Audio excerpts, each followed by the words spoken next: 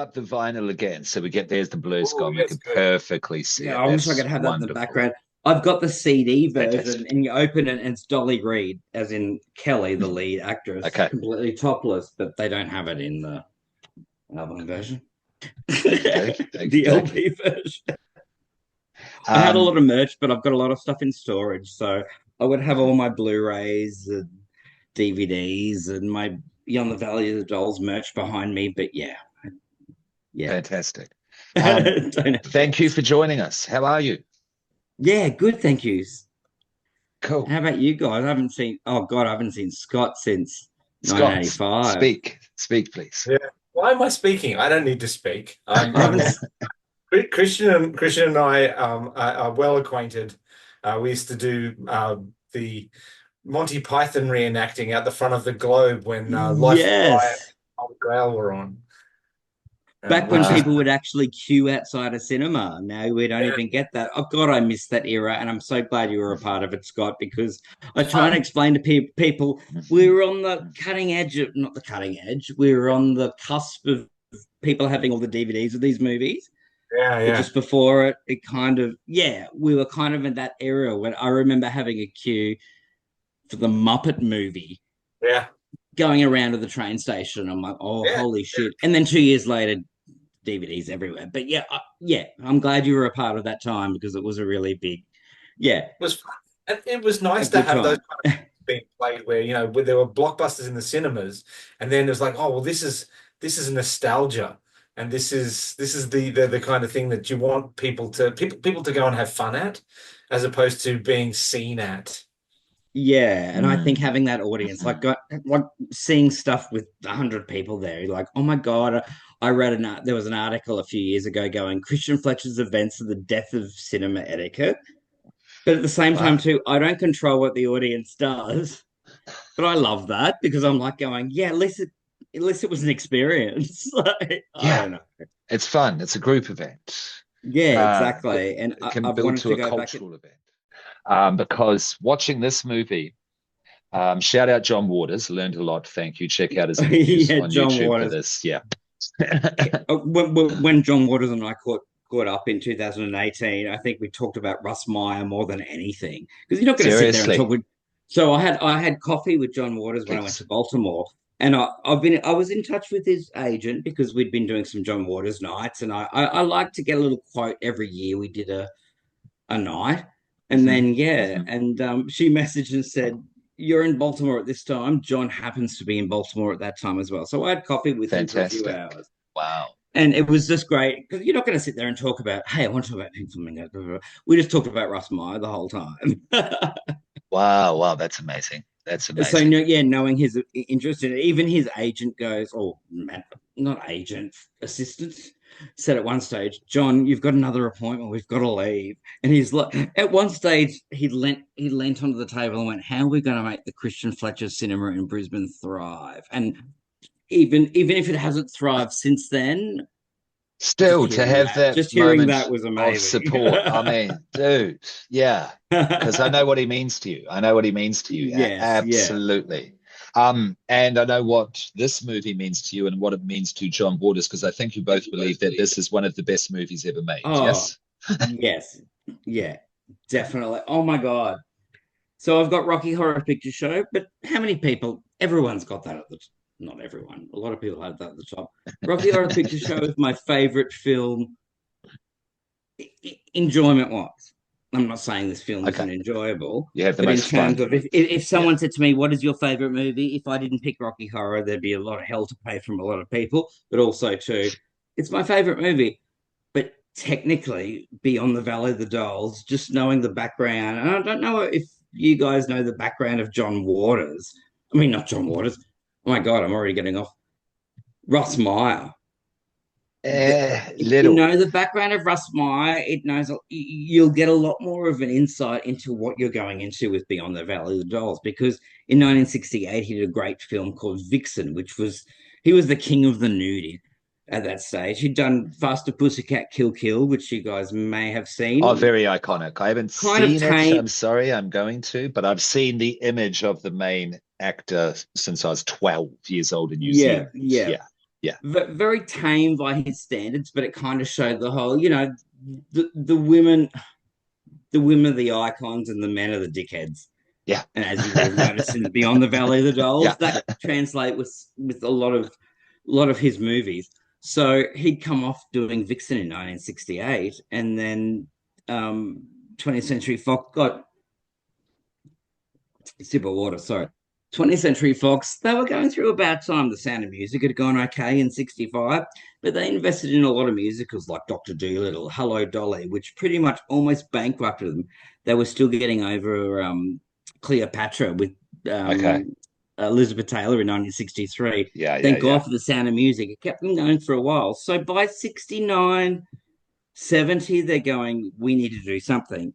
So someone at Fox has got the great idea. Let's contact this Russ Meyer guy who just had a hit with Vixen in 1968, like pretty much an explicit porno. But it was, we talk about Deep Throat, but imagine before Deep Throat, Vixen was the Sexploitation. film. Is that a term you can use? Definitely. Yeah. Because that's the thing about Russ Meyer is he always had a social commentary, as you would have noticed with this film too, and that expanded it a lot. So in Vixen, and he expanded a lot in this. So Fox went, right, we're in a really bad time here, guys. I think it was 69 going into 70, and went, okay, here we go. And I think we had two big Fox films that year, Myra Breckenridge, which you might have heard about, Raquel Welch film about a sex change. So Fox weren't doing too well, and the other big film was Beyond the Valley of the Dolls. So they pretty much asked the king of the nudies when they were going through their biggest downfall, okay, we want something that's going to deliver, say, the success of Vixen that you had in 1968, which became a big driving classic. Yeah. And Vixen was, having watched the film, so the woman that plays Roxanne, the fashion designer, Roxanne, yeah, she was Vixen in. So he tends to use the same actors, but so that's how we lead into Beyond the Valley of the Dolls. We've got the king of the nudies being given a lot of money, and then Roger Ebert before he was even, he was a. I love the reviews that say, "How is this guy criticize anything when he wrote that dialogue?" So Roger Ebert pretty much wrote most of the script. Most of it. On screen, or actually, I'd say all of it. Okie dokie. No, that took me by surprise because I know Roger Ebert, who just shits on anything slightly left of center, creatively in film, to put him in a nutshell. And then when I saw this, I was like, well, hang on a second, what's going on here? Yeah, just a surprise. But back to you. It was mind blowing. Apparently, Roger Ebert would sit in the other room with a typewriter and he'd just yell out stuff. Hey, I don't want to spoil anything, but hey, how about we make Z-Man and things like that. Okay. And Roger Ebert would just like, do it. So they pretty much threw in the whole kitchen sink. But there's also another side of the story we have Valley of the Dolls, a film which came out in 1967, which sort of puts the story to a different. It gives it a bit more context. So Jacqueline Suzanne, who'd written this big bestseller movie, book, I think it was 67 when the film came out. And Fox obviously had bought the rights, and they made Valley of the Dolls, and Jacqueline Suzanne absolutely hated what they did with it. So if you've ever seen it, it's so melodramatic. It's Sharon Tate, yes. And does Quentin reference it at all with Once Upon a Time in Hollywood? Yes, definitely. Yeah, okay. That's what I got the feeling. Yeah. And they even reference it in Beyond the Valley of the Dolls, but in a sicker kind of way. But we'll get we will get to that. But so Jacqueline Suzanne had written this movie, which was, number one on the, New York bestseller list for a long, long time. They finally managed the movie. Apparently, Jacqueline Suzanne sat there at the opening of the movie and went, "This isn't my movie. This is my book or my movie or whatever." So it started Sharon Tate as we know the things that happened. So. So I don't know. I don't know enough about the history of it. I know Jacqueline Suzanne tried to sue 20th Century Fox for releasing Beyond the Valley of the Dolls, but I think, like with anything, Fox or Disney now own the Rocky Horror Picture Show. But I suppose they can still go and do stuff with the Rocky Horror Picture Show now because they own it. So I don't know. I think that's what Yeah. Fox was Okay. thinking. Let's make Beyond the Valley of the Dolls. But the problem with this film is I've shown it to a lot of people and they haven't got it, but they don't realize it's parodying soap operas. Or I know you, as you said, you haven't seen the Valley of the Dolls. It doesn't matter. But imagine Days of Our Lives or Bold and the Beautiful for that era. And this is exactly what it's parodying. You'll even notice that they hardly ever blink. Russ Meyer said, "Don't blink in any of the shots if you can help it, because it just adds to the drama." Yeah, that's true. So have you noticed they all look like this the whole time? Yeah. So very much it was a parody, and even John Waters has said, "I can't." People in cinemas in 1970 didn't know what to make of this, but they pretty much took a property they owned, which we've seen with a lot of superhero movies, or Disney acquiring certain stuff, where they go, "Hey, let's put them in these circumstances," even though they specifically say at the start, "This is no sequel to the film." So yes, they do say that. Yes, they do say that. But horror does that all the time. I'm getting Scream from this as well. If you look at what's happened to Scream for years. Yeah. Oh, definitely. Yeah. But there's also what I found interesting to learn from Waters was that there's a lot of Hollywood traditions, tropes that no longer exist anymore. If you're watching it in 2024, you become very confused, because I was confused watching this movie, and I was in a good way, because it's the 60s. It's obviously drugs. People were making drugs. Drugs was just in the ethos, the atmosphere when you walked outside. So I get that. And there was also the rebellious spirit. I mean, this is the flower power rebellion to this, yeah. Which I appreciated. But there are a lot of old school Hollywood tropes that I didn't recognize, because I don't have a big history of that sort of thing. People who don't watch film are going to be very confused. So it is throwing shit at the wall, but in an intentional way to parody a lot of things at the same time. Is that fair to say?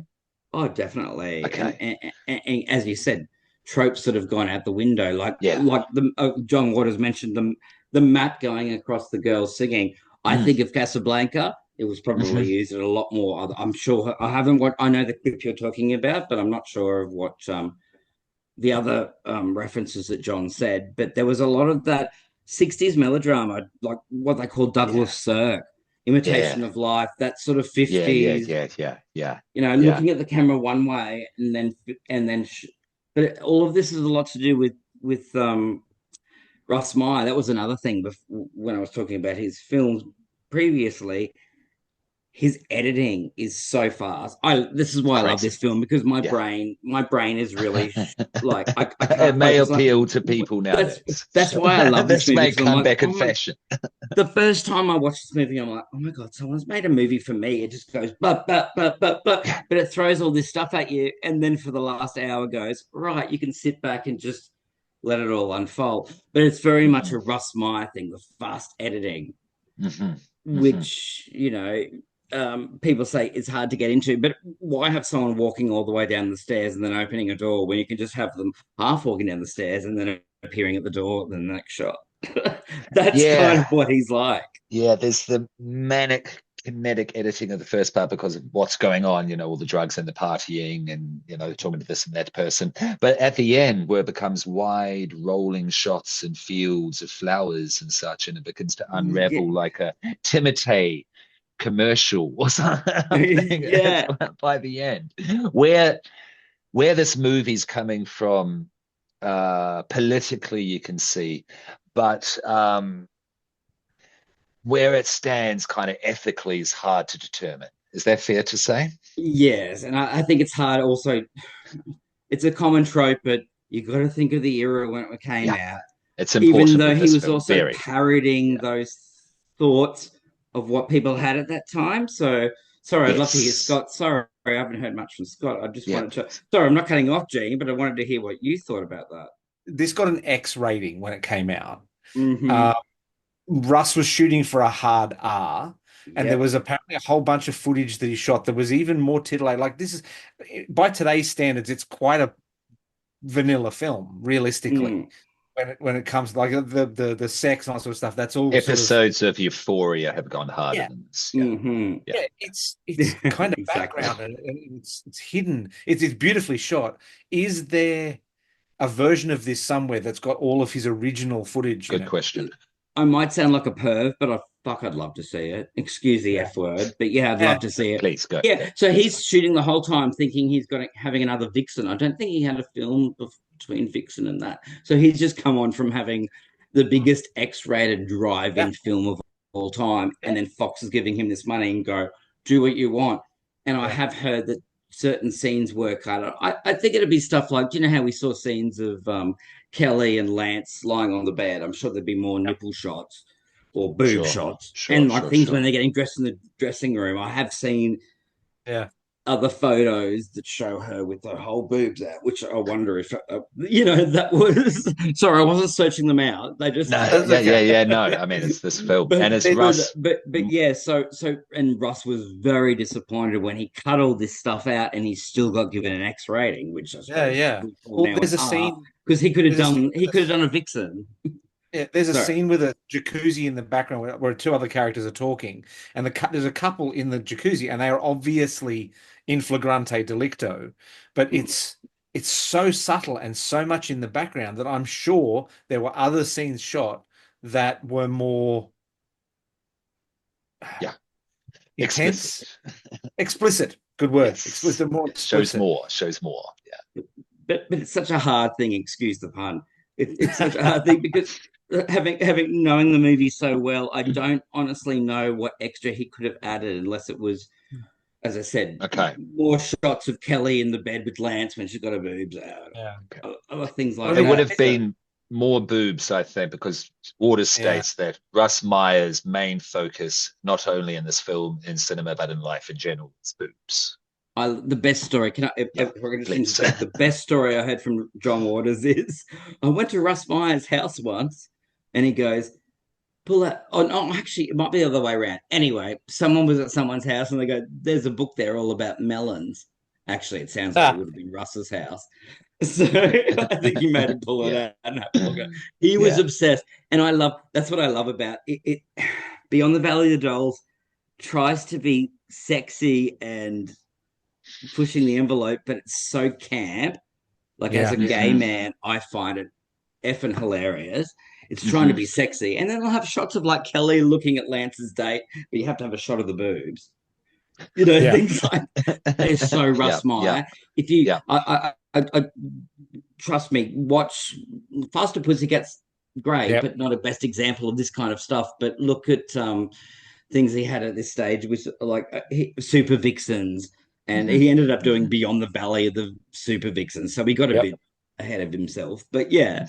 But he always shows, and that's what I noticed in this movie. The women are always in power and the men are just these weak little, and he kept it up with this film. Yeah.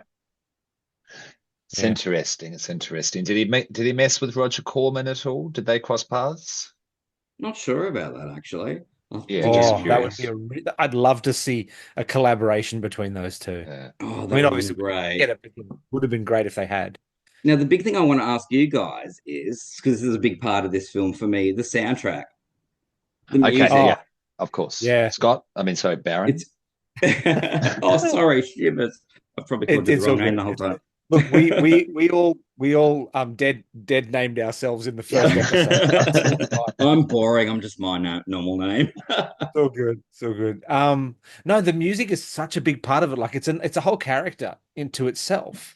If you were to cut this film if you were to cut the music out of the film, it would be a kind of late night soapy. Like it wouldn't even be prime time. Like it becomes such a part of the background that you don't realize that it's building the world. Like it builds the platform of the world orally while you're watching the vision. Well, one big thing, I wish there was more songs. Like I've got the album somewhere behind me. Most of it's, well, you know how they play 4 songs that they just play on repeat, in the long run, looking up at the bottom. But there's all the background. I interviewed Stu Phillips. I was going to write a book about Beyond the Valley of the Dolls. It kind of got sidetracked. So I interviewed Stu Phillips about the making of it, and he said some of the work that we did, you just didn't know what was going to get into the film. So it was so nice that they've honoured it and Yeah, that's You brilliant. do realize it's quite good, but just little things that I think are quirky, which I think work with the film, like the fact that the Carrie Nations. I think that's the picture that sort of the picture they're posing behind with the jeans in front of now. Okay. Is like, but taking them. Oh, so the girls are posing in what they did with the Valley of the Dolls promo in 1967. So that's a little okay.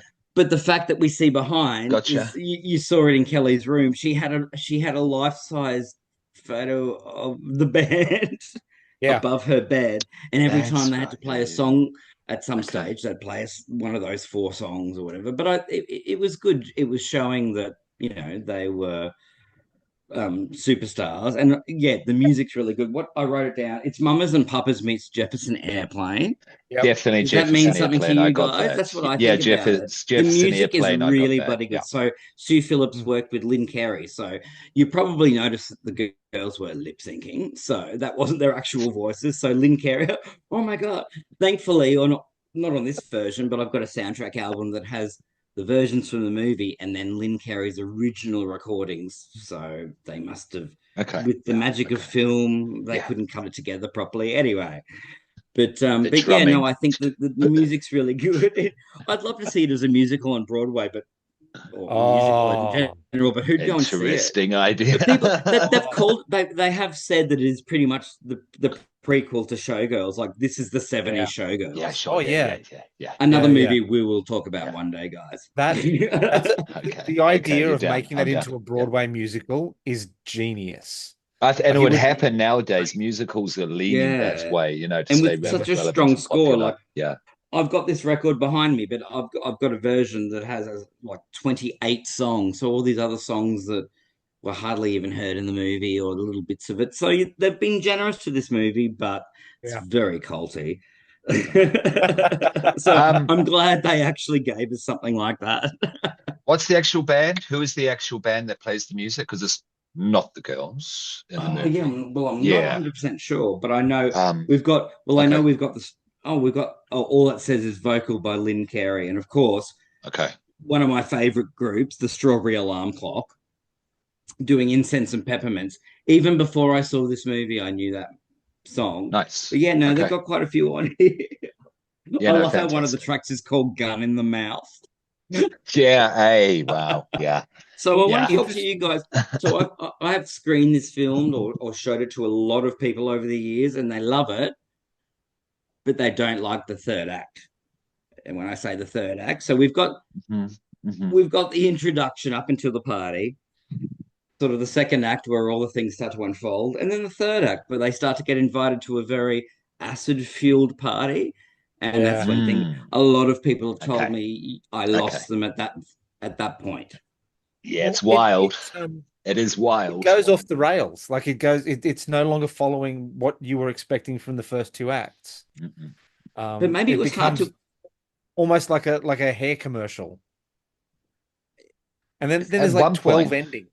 At one point, because another ending is a Herschel Gordon Lewis beheading. Yeah. In the 1960s, there's this just giant gory kill scene. And of course, let's use the 20th Century Fox fanfare music. The sting. Use the sting over the top. Use the sting over the top. And they've just funded the movie and given them, the good graces. Yeah. But the part that's scary about it is, I don't know the exact story, but this was 1 year after the Sharon Tate. Yes, it was. It was 1 year after. It was just after Helter Skelter. Yeah. And so this was a year, and I believe they were conscious of, how do you parody something? It's like us, I can't think of it offhand. It's like us parodying something that was only a year ago. And it's just not. And so you could imagine how this didn't go over very well. And the fact that Beyond the Valley of the Dolls is essentially a sequel to a Sharon Tate movie. Yeah. You can see how. But then watching the film, I revisited it. Charles Manson, and I'm like, how else do you end this film?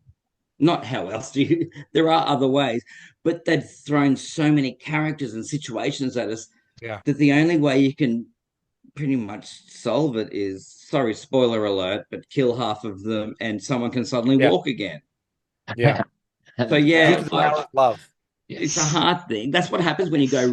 Sorry, Roger E., but when you go too hard on a script, you've got to be able to give us a payoff.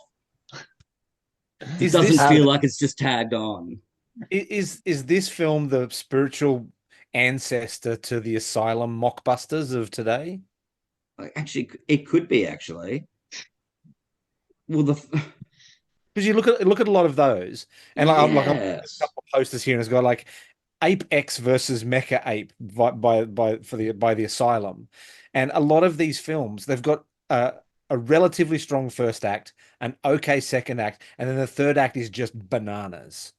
And I think that's kind of what happens with Beyond the Valley of the Dolls. They start out strong, it weakens a little bit, and then they just go off the rails on the third act. It lures people in with an idea or a title and then can't sustain it or give them the payoff. Sorry, I think okay. Well, no, you're right. Just thinking like, I think there is a type of, I mean, there's structures all over the shop, absolutely.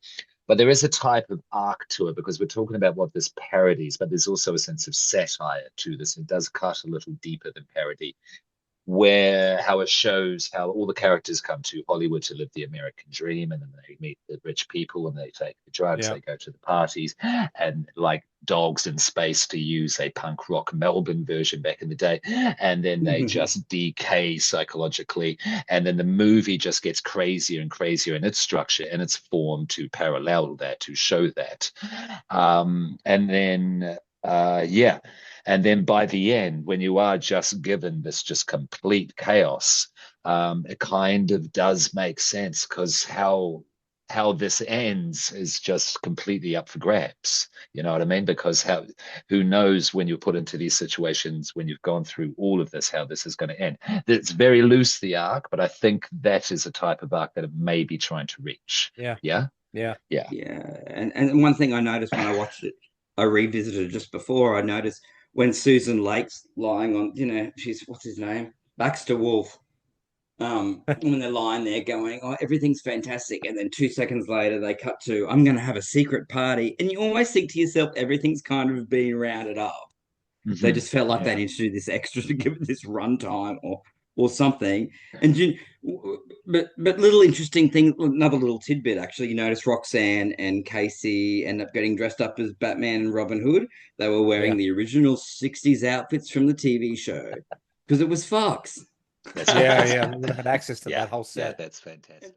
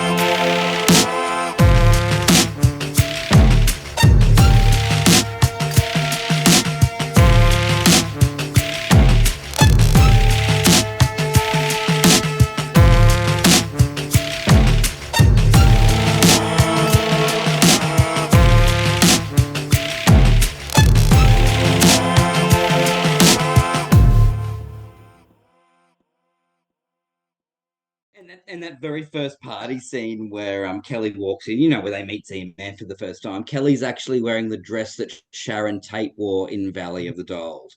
She said she came off set and just bawled her eyes out. Yeah. So there's that connection, but it's hard. I think you nailed it, Gene, by saying satire rather than I think I use the word parody, but satire is more. That's probably a better word. So you can imagine people seeing in this 1970, they didn't really understand what satire was.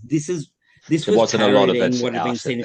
Even if you hadn't seen Valley of the Dolls, it's fine. It's parodying all those 50s and 60s, tropes or absolutely. For Hollywood production, this is the sort of shit you'd get off Broadway and theater. Yeah, that would be applying this sort of stuff. But using other movies, like example, I use Dogs in Space. Do we know the Peter Sellers movie? I forget the name of it. He goes to a party, and the whole movie's a party. Oh, it's called The Party. Oh, there we go. Yeah. You said it. Okay. I screened it a long time ago at the Globe back in the old days, but I believe it is. Sorry to interrupt, but I believe it is controversial now because isn't he? I think he's playing an Indian. He's playing an Indian. He's playing an Indian. I wouldn't screen that now. That's just me. But yeah. Okay, well then I have to ask: would you screen this now then in 2024 with the third act, the big reveal? I have to ask. It's got to come up. It's because it will come up when it's if one you of my, did show it. When it is one of my favorite movies, I will make sure I show it. Every time I show it, in recent years, probably I'd say about 5 years ago was the last time, people go, "Oh my God, that is batshit crazy." I have had people in the past say to me, "I don't like the bit at the end where they talk about she got her comeuppance because she was a lesbian, blah, blah, blah." But that's one of those things where you go, I don't think they've realized it's satire. Yeah. What they're seeing. Yeah. So you imagine in 1970, I think even John Waters said in it, I should have watched it before we spoke again. But the clip where John Waters goes, like this, even in 1970, people were like, what is this? Yeah. Exactly. But I definitely recommend seeing some more not John Waters. God, I'm obsessed with linking the two tonight. See some more Russ Meyer films, and I'm talking Beyond the Valley of the Dolls, Vixen.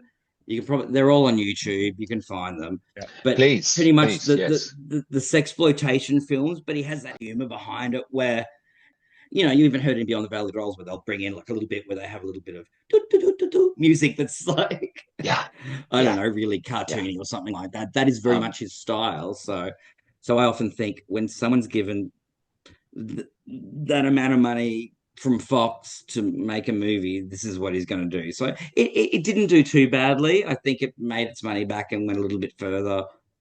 Probably made double its money back. But Russ Meyer always said, I wish I could have made it I don't know, a bit more booby. But at the same time, it wouldn't have been his career from then on went back to being culty again. So I was about to ask. When I say culty, I mean sort of drive-in fairs. So it didn't really. But you wonder if he had the chance to be able to include all those extra scenes, would it have made more? But I don't think mainstream audiences seeing cinema would.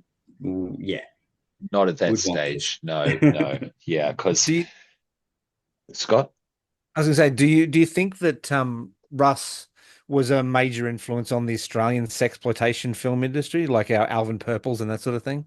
Wow, that is a really interesting thing. That's cool. Actually, just based on his filming style, I can imagine it would be actually.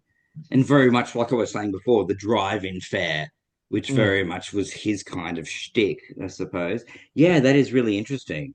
If I could do a side Google, I'd if you look at editing, I reckon I could find some parallels in editing.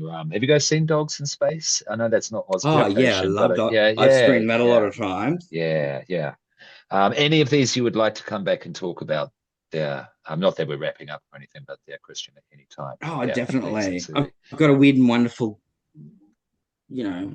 interest in films. So, cool, absolutely. Let's just say I don't think they'd be expecting you guys to be covering this film. Yeah. Well, with that in mind, given that we are a horror movie podcast, nice.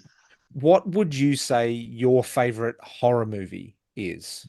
I believe you guys may have covered it, but the Texas Chainsaw Massacre from 1974. I think you may have covered it already. We have. Yes, but to me, that is like the most horrific film of all time. I've seen it so many times; it never gets old. A friend said to me once, and I so believe it: you can feel the sweat coming out of the screen.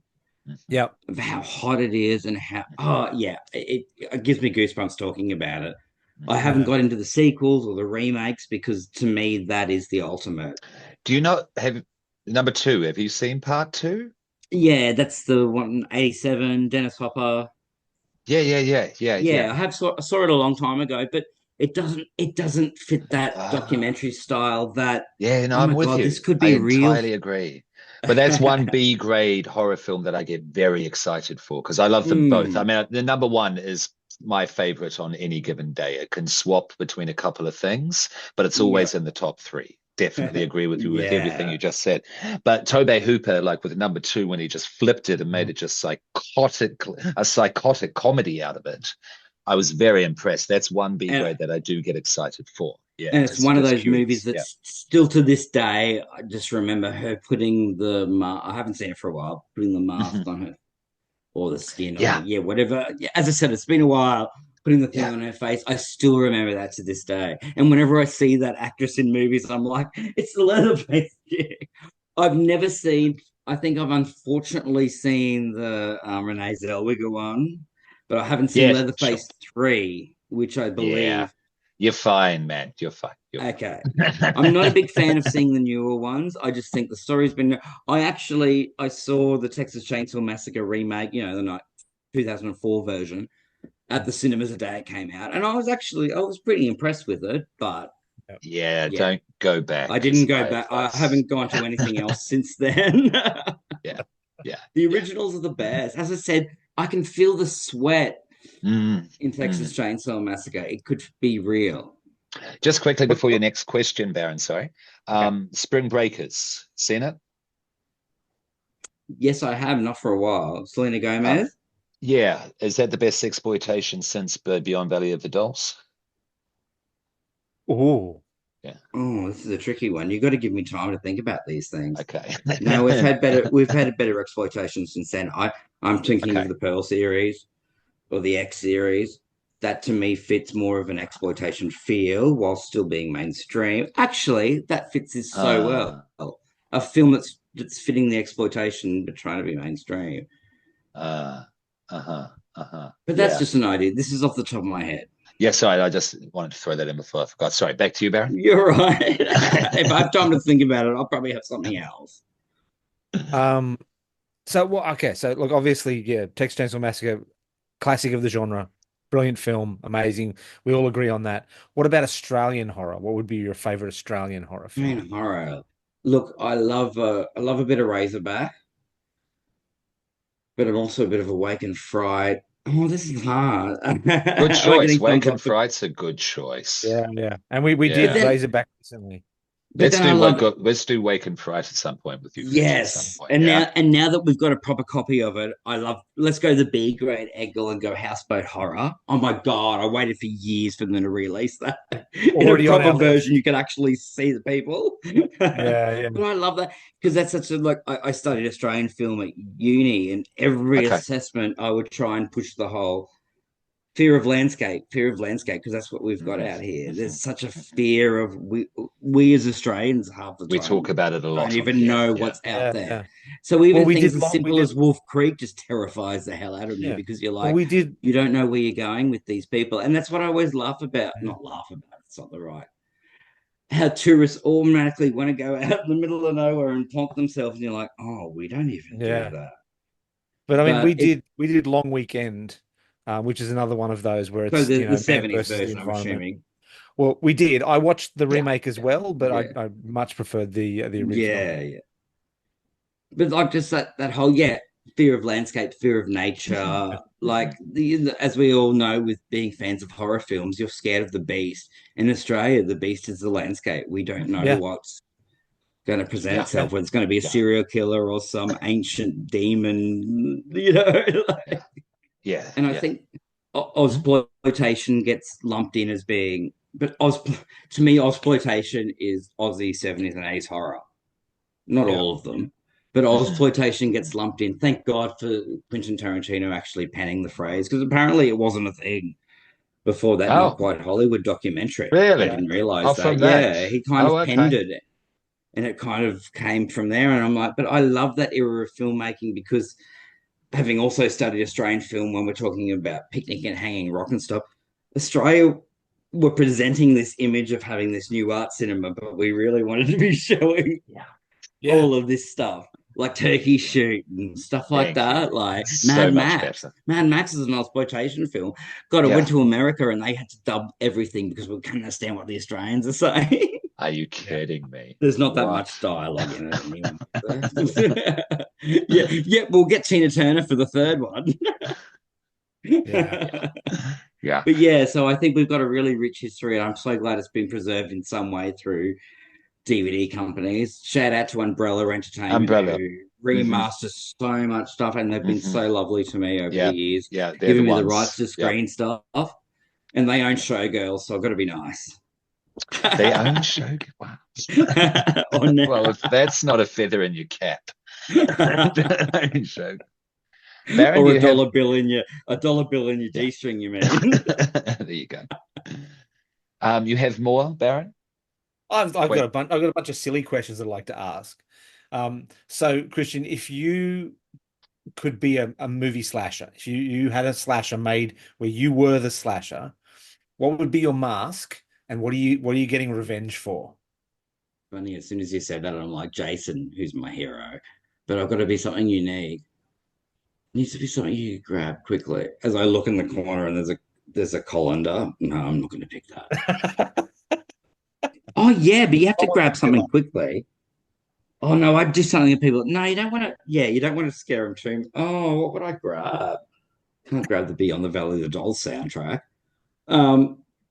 Yeah, I'm not sure about the mask. I do like the Friday the 13th Part 2 bag over the head. The sack. Yeah. All right, nothing wrong with that.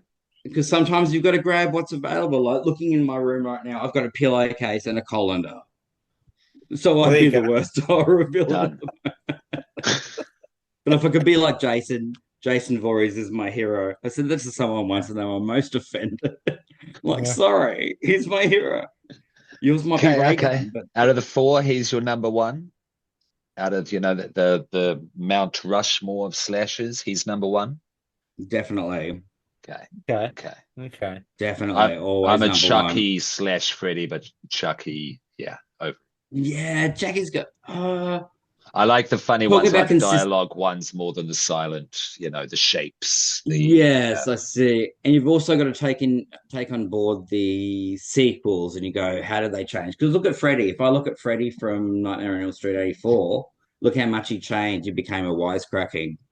Guy. Not that was a bad thing to me, but a lot of people have said like he wasn't just a guy going, hey.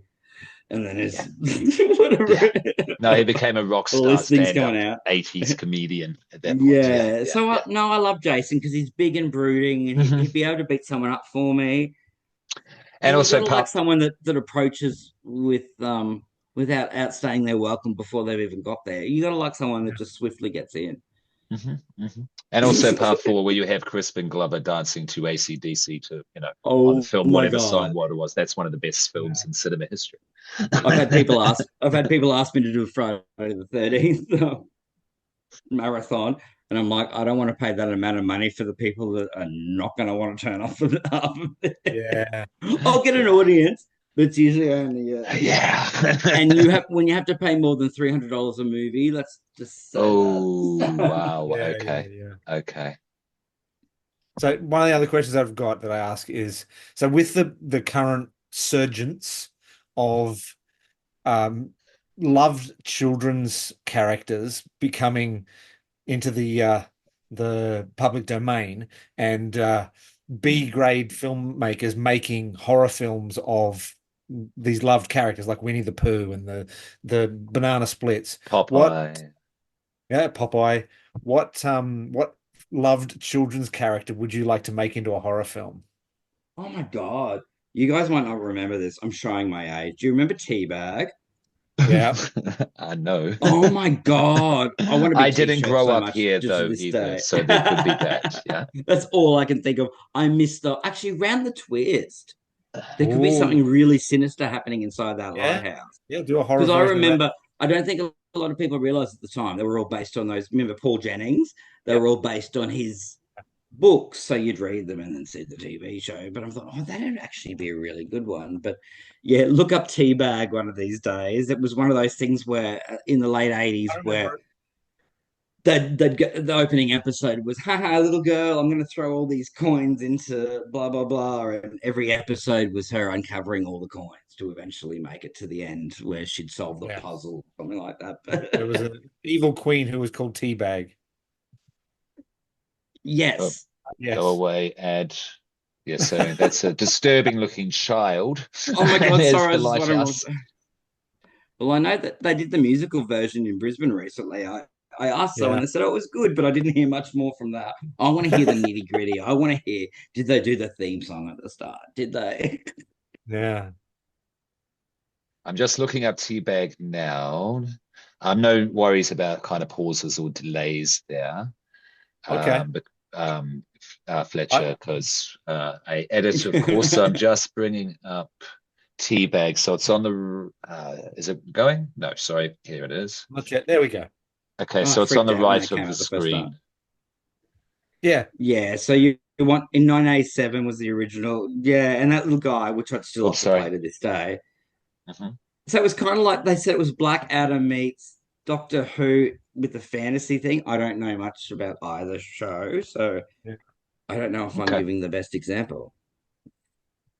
But yeah, all the episodes are available on YouTube, and it reminds me of being a kid again. That's a cool question. That's a cool answer. Yeah. I missed Degrassi. People talk about Degrassi High, and I never remembered that. So I think I missed Drake was on it. That's all I know about it. Oh, really? Yeah, he was. He was in the wheelchair. Oh, yeah. Goose and Gander were on there too, but we won't talk about that. Jay and Silent Bob showed up in Degrassi. Oh, there we go. Was that a Freaks and Geeks before Freaks and Geeks? Degrassi yeah, it pretty much was. Okay. Yeah, it was the Canadian Freaks and Geeks. Okay. You guys watched Freaks and Geeks was the best. It's pretty good. Yeah. I've revisited it recently. Yeah. It still stands up. Still stands up. Still stands up. Absolutely. Now, Kristian, if someone today was going to remake Beyond the Valley of the Dolls, what filmmaker would you want to remake it? I think we've mentioned his name a couple of times tonight, but I think John Waters. But he wouldn't, because he doesn't direct something that he didn't write originally. Okay. Interesting. Oh my God, I'd love to see Greta Gerwig. Greta Gerwig do it. Good choice. What's the? I can never pronounce his name. Kinds of Kindness, Poor Things. Yorgos. Yeah, I'm not the person to ask. I haven't watched all of your past episodes, so I'm not sure about your feelings about most of them. I love Poor Things. Like, was second favorite film of the year, whenever that was. I think it was last year. Yeah. Yeah. Have I seen any of his other films? I'm not sure, but I'm keen to see more. I've been told to see The Lobster. It's still on my list. So The Lobster's fantastic. Don't try and stay away from Kinds of Kindness. Sorry. Okay. Yorgos Lanthimos. That's it. I didn't want to say it and say the wrong thing. Scream Queen is pulling out her hair at the moment. It does shout out, Sarah. I do love that when you guys are talking, you're part of the Carrie Nations. That really warmed my heart with the background. Sorry. Okay. What's your favorite decade? Because you go through it. It's 70s. It's not 60s or 80s. It's 70s. 70s. Yeah, the most iconic. I'm talking about film and music, all culture, of it. Fashion. The whole pop culture. It was such a big thing. That's why whenever I do a 70s, like I do a lot of 70s dance parties and DJ and stuff. I don't just play disco because there's so much more to that. There's punk. There's glam, there's middle of the road, that awkward period in 1970 or 71. There's craft work and such things. What are we going to play? Yeah, and then craft work coming in at the late 70s. Yeah. So 70s to me is always my favorite. And people say, Mr. Popcorn, you had to ask the question if he's wearing that shirt. I know. The shirt is the thing. But, the 60s, you have 60s with films and you have your Madonna parties. That was my need to specify. So I love 70s and 80s, but I adore 80s. But to me, 80s is hard to keep in control because there's so many different. I know there's so many genres. There's a lot of change in the 80s. 80s is hard to keep everyone in line. Yeah, if I'm speaking from a DJ or someone putting on a party sort of things, whereas 70s people are like, oh, if they're not liking that, I'll just put on a disco song. They'll love it. Oh, we'll go back to a bit of what's an example? A bit of Stevie Wonder or something. Yeah, there were just layers of decadence to kind of a comfortable thing to as seedy as you want to get, basically. Definitely. And I think 80s was kind of 80s was that excess kind of coming to a forefront, and it's very overwhelming. We won't talk about the 90s. I stop at 1989. Oh, you were out. You dipped out at the 90s. Yeah, I did at the 2000s, which is funny because in 1989 was when, like, in real time, I was actually finding out about music. But I came into music. Yeah, how old would I have been? 7 or 8 or something. Yeah, Okay. coming into music about 89, 90. And I'm like, yeah, and that was that real sort of club sound, that real 90s club sound. I'm thinking CNC Music Factory. You know, that kind of sound was huge. Will Smith. Yeah, actually, yeah. It wasn't I remember good. No, dancing 90s around commercial was atrocious. 90s mainstream stuff was atrocious. Yeah. And that's the thing. I had a brother who was 10 years older. So thankfully, he left a Madonna CD there for me to discover. The Immaculate Collection in 1990, which obviously changed my life. But there was a lot of other stuff there, like the greatest hits of 1990. And I'm like, God, how many times do you have to hear Grooves in the Heart? You know, things like that. Yeah. Well, here's so a question. That was the era where I was hearing about music for the first time. So I'm just getting into all these CDs that he had, and I'm surprised he even had CDs in 1990. That probably was pretty cutting edge. Sure. But yeah, so that's kind of where my interest came. But my parents had a big record collection. They were in a record club in the 70s. So eventually I started going through their record collection and discovered that's ABBA a nice and resource all to these other start artists. with. That's a cool resource to start. And I look back at it, even though their stuff can be a bit limited with what they know or not know, what they were into. I was so thankful that they had like ABBA, the ABBA Waterloo album, which I think is still rare because it actually had all of their names written and they were all written differently. Yeah, anyway, it's probably worth something. Okay. So the Eurovision album. The kind of music so I think that's what, origin story. What about movies? Did that happen? Were you listening to, say, soundtracks or anything like that? Or was there a movie that you saw which just changed your world, broke reality, helped define who you are as a person? Mine was Ken Russell's Gothic at about 12. Wow. Well, mine is so mainstream that it's probably like half of the people probably say this. Mine was The Wizard of Oz, believe it or not. Okay, we recorded it off TV. Sense. I'm talking about 5 years old. I'm talking about yeah. I know we're not supposed to talk about taping stuff off the TV for more than 24 hours. But yeah, the people next door recorded The Wizard of Oz for me in 1988. So I would have been 5 or 6 or something. And I watched that VHS every day for probably about 2 years. I would get picked up from people's houses from my mum, and I would take the video there and we'd have to start play. And I look back as I'm older, I'm like, why did you always start with the black and white section, Kristian? You never finished it. Wouldn't you have started when she opened the door and then the whole movie? So you'd think I would have learned. And I made them watch that every day for like 2 years. Fantastic. Yeah. You still speak to your family? It sounds so mainstream, but it was such a big no. I can see you. Fits my image of you forming as a, as a person, as a child. It's great. Wait till I got to the stage where I'd say to people, we're going to act out the Wizard of Oz. You've got 2 levels. You'll be the Tin Man. I was always the Scarecrow, of course. But you guys are like, oh, I thought you'd be Dorothy. I left that for my little cousin. For me, that was my big thing. I saw Rocky Horror Picture Show way too young at the cinema in Toowoomba. I was probably 8. Okay. And saw Rocky Horror Picture Show at the Crown at the Strand Theatre in Toowoomba, next door to the pub that we ran.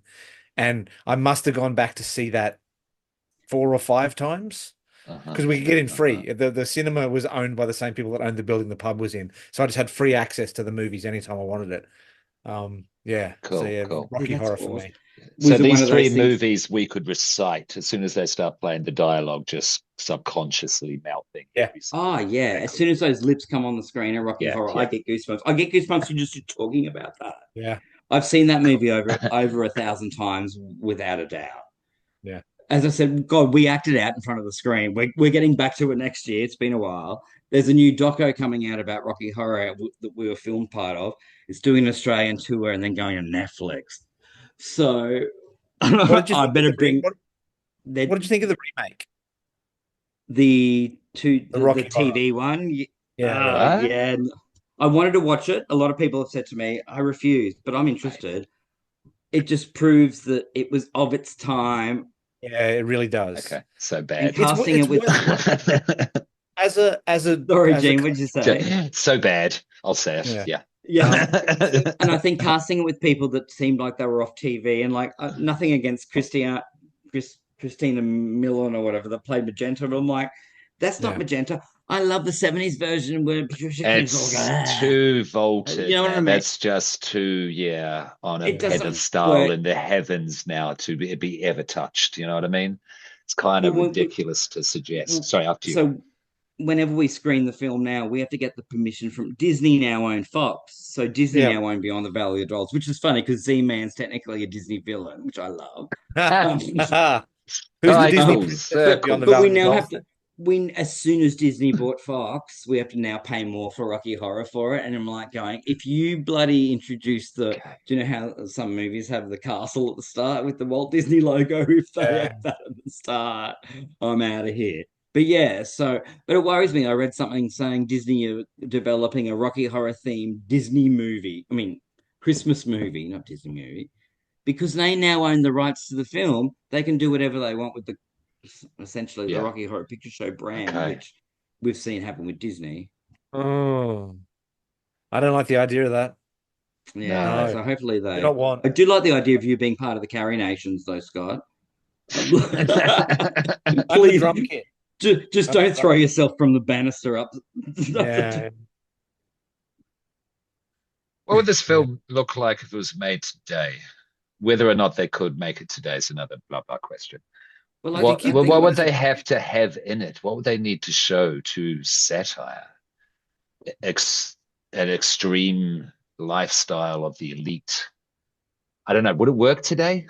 It's tricky because you even think at the time when it came out, even though people know about show business, do they really know about what goes behind the scenes and want to watch that?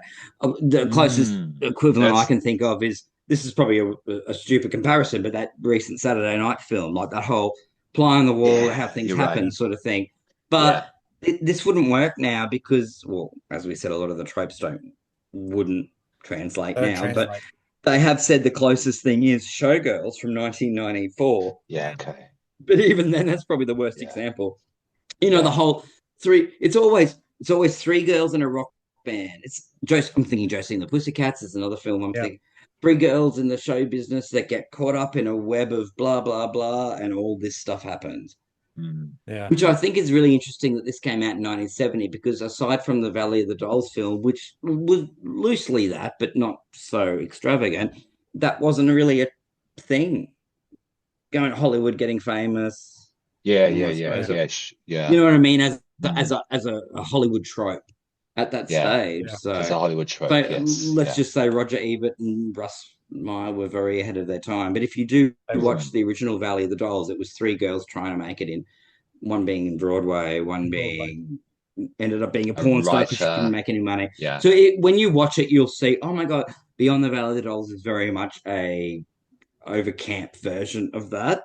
So Jacqueline Suzanne, who wrote Valley of the Dolls, was not very happy when they made this movie. But it's a wild move. With the Rocky Horror Disney thing. Once you've sold over the rights for a certain IP, they can do what they want with it. Yeah. So but I definitely recommend checking out some other Russ Meyer movies. This is probably his tamest. You may have, well, we were saying, but Faster Pussycat Kill Kill is probably his next most iconic. Very tame, but if you want to see to see what pretty much brought us to Beyond the Valley of the Dolls, watch Vixen from 1968, the first drive-in nudie movie. He became the king of the nudies. So I love how Fox we need some help, guys. Let's get the king of the nudies. And then I think he made a second film for Fox the year later, and it bombed. So so I think they were very much at the end of their tether. Because we've covered the sex direction, and that's the sin covered here with Russ Meyer's on Evil Popcorn. I think in the future we'll also have to have you back for Herschel Gordon Lewis, because that's someone we'll need to talk about on the pod at some point. I don't know if you'd be interested. Do you have much of definitely kind of Blood Feast? Cool. Blood Feast. We've got to cover Blood Feast on this point, in terms of milestone gore in film history. That's it. Instead of what we have today, this is the Black Sabbath of gore. Cool. What are you up? Sorry, Baron, do you have any further questions? Anything else about BBD or No, towards? we pretty much covered it. I did have a thought though that if they were to do a version of this today, instead of being a band, you probably would have three influencers. Yeah, Actually, that would work because they could be influenced, excuse the pun. Yeah. But once they go to the Z-Man world or the LA world, they could be influenced to change. That is interesting. Yeah. But it has to have a great soundtrack. Like this soundtrack rocks. I listen to this soundtrack all the time. What modern band would you get to do the soundtrack for the remake? Oh, see, I Good like. question. Oh, it's funny. I just saw my friend post about 5, 6, 7, 8 the other just before, and I thought it'd be good. But then I also love. Yeah, I'm not sure. You gotta ask me these questions before time. I need time to think about the answers.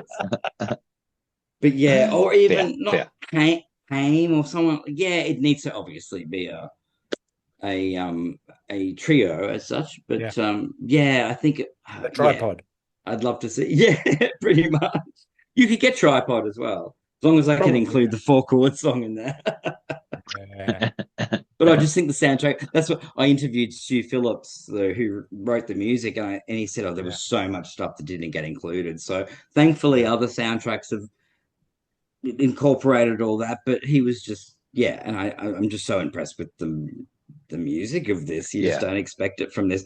I saw and the this recording itself, like the recording, the mix, the production of it's for a film that's pretty much they were banking a lot on this. So I first saw this film in 2004, and I'm like, I stopped at about 10 minutes in and went, oh my God, someone's made a movie for me.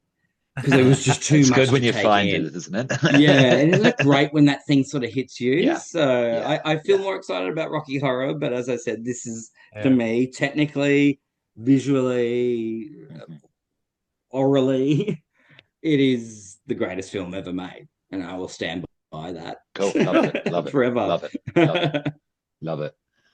Oh, okay. So keeping that in mind, then, Mr. Popcorn, what's the greatest film ever made for you? That's what I'm thinking right at the moment in my head. Yeah.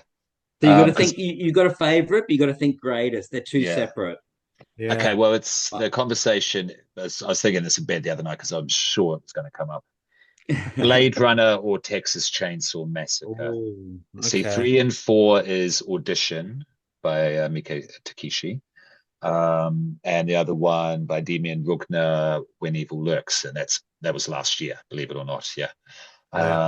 But really the final is between Blade Runner and Texas Chainsaw Massacre.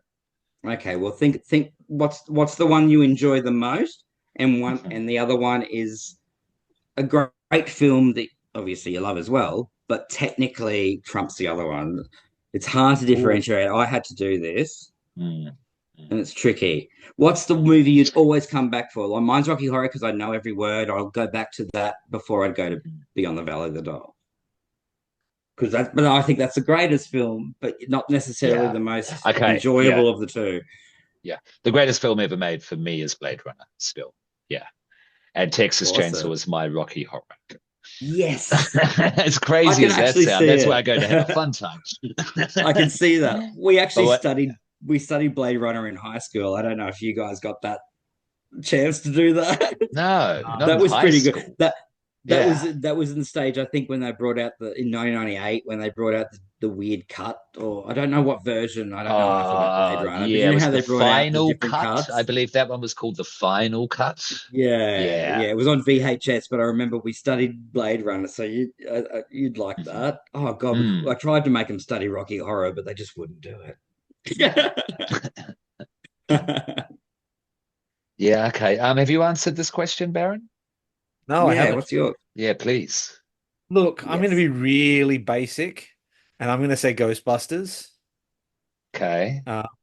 It's been such a big part of your life. That's it. In a nutshell, it's Ghostbusters. There's no competition. It is Ghostbusters. It's not that it's been such a big part of my life, but it's just it's such a lightning in a bottle movie where they got absolutely everything right.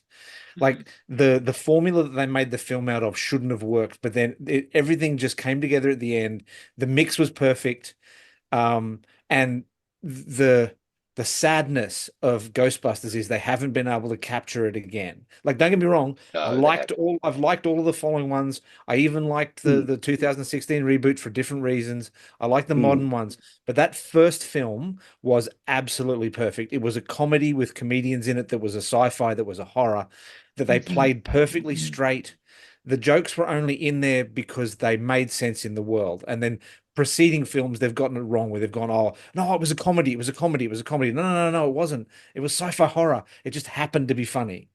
And there's just something beautiful about that first film that just... that's so good. Such a great choice. Yeah. I see what you... Yeah, and it's got, like, you summed it up, lightning in a bottle. Like, yeah. I haven't dissed any of the other stuff I've seen, but yeah, nothing has been as good as that first film. I've screened it so many times. I've probably watched it a lot more. Blade Runner revisits, the various reiterations. They've done a good job, definitely, because Blade Runner is all about tone. I mean, to put it in young person's words, vibe. Yeah, there is a vibration to Blade Runner, definitely. And that is from the book Do Androids Dream, the Electric Sheep. It comes from Philip K. Dick, one of the great visionaries, of the 20th century. And I think Ridley Scott somehow, and it's the use of the miniatures. It's really the artistry of Blade Runner. I mean, the use of the miniatures, those shots that they were able to have of the 2019 Los Angeles cityscape, which is hilarious. It still stands up to this day, and just that feeling of satisfaction when I watch it, when you hear the Chinese lady, and then the sound of the giant ship coming past with the Coca-Cola advertisement, and it's still just as perfect to this day. And to achieve that as a vision of the future that harkens back to the great writers of the 60s and 70s, Philip K. Dick, etc., which is some of my favorite literature/artwork ever created. So I just wanted to really build on why I chose Blade Runner. I would easily put Blade Runner in my top 10 films as well. Like, it's close to... Well, cool. Yeah. For that same reason. Cool. How do we feel? Do we think we're good? I think that could be a nice way to finish. Just a nice, this is why we like cinema. Yeah. And I could talk about Beyond the Valley of Dolls all night, but even as I'm watching it, I'm like, oh God, it's too much to take in. Like, I was going to do a picture book, so I started interviewing all the cast. I got halfway through some of them, the ones that are still alive, etc. I wanted to do a picture book where we broke down every scene, and because there's so many references and things, and I got a bit lazy. You'd have to. I mean, one of the best things I am going to say, but Edie Williams, who plays Ashley St. Ives, the priestess of carnality, wrote me back and said, "Get effed." I can't believe anyone effing likes that movie. So I was going to write that on the back as a quote on the back. That is fucking great.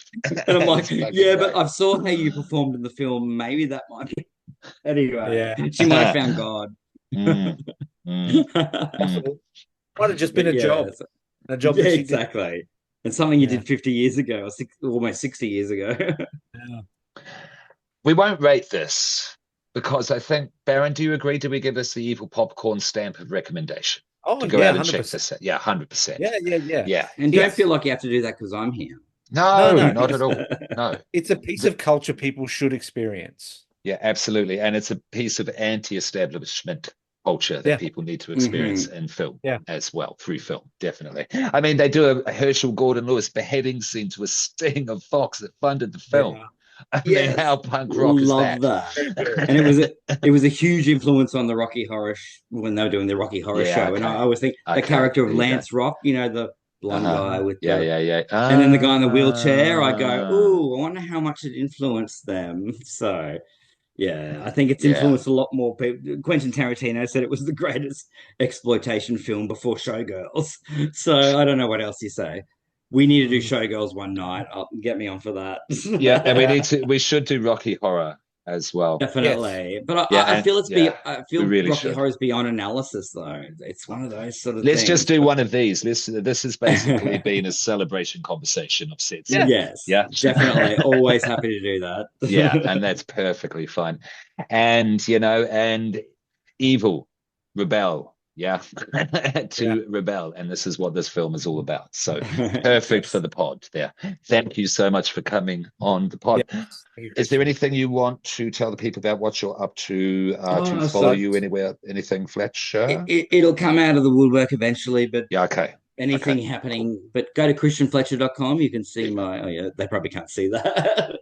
And also to Scott and know Trevor Holland, but we in the past recorded a podcast where we looked at box office bombs, catastrophes. There's about 300 movies we've looked at. So I have to do a plug for the Rufus Project Redeeming Features as well, if that's okay. So there's heaps of movies we've looked at there that we've made each other watch. So they're on Spotify or YouTube. So I wanted to do a shout out to that as well.